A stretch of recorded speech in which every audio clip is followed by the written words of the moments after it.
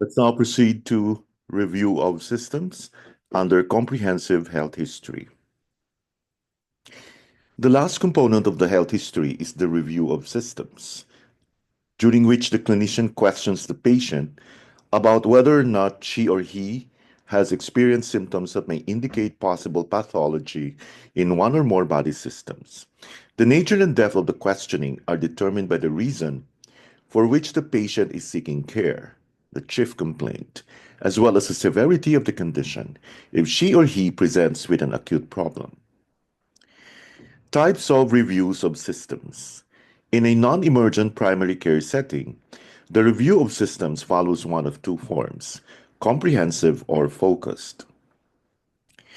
The comprehensive ROS is conducted when a patient presents for general health maintenance, disease prevention care.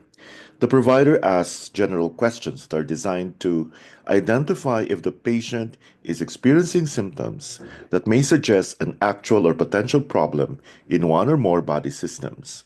Questioning covers all body systems. Before examining the key questions to be asked for each of the body systems, there are important concepts to note: significant or pertinent positives and significant or pertinent negatives. Disease states usually produce a cluster of symptoms.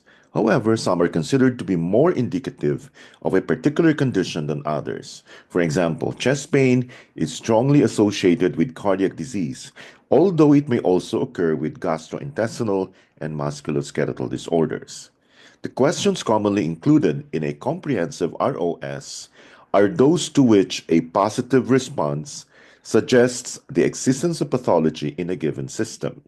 Thus, when a patient responds that he or she has experienced a symptom about which he or she is being questioned, that is considered to be a significant positive response.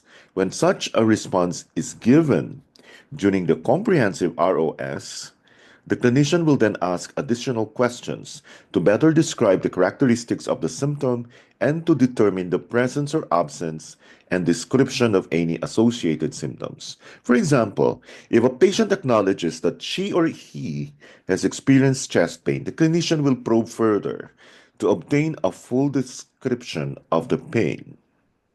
PQRST. The provider would ask questions about the presence or absence of radiation of the pain to the left arm, jaw, or area between the shoulder blades, and about precipitating and alleviating factors. For example, if the pain was brought on by exertion or emotional excitement, distress, if it subsided with rest. The provider would ask the patient about the coexistence of associated symptoms, such as nausea or sweating, diaphoresis. If the patient acknowledged experiencing additional symptoms of nausea and diaphoresis during episodes of chest pain, these would be considered to be other significant positives in that they tend to confirm that the pain is of cardiac origin. In contrast, negative responses to questioning about these associated symptoms would be considered to be significant negatives because the absence of these symptoms decreases the likelihood that the patient's chest pain is cardiac in nature. Eliciting and recording significant positives and negatives are essential to developing sound differential diagnosis and to assessing the potential severity of the patient's symptoms.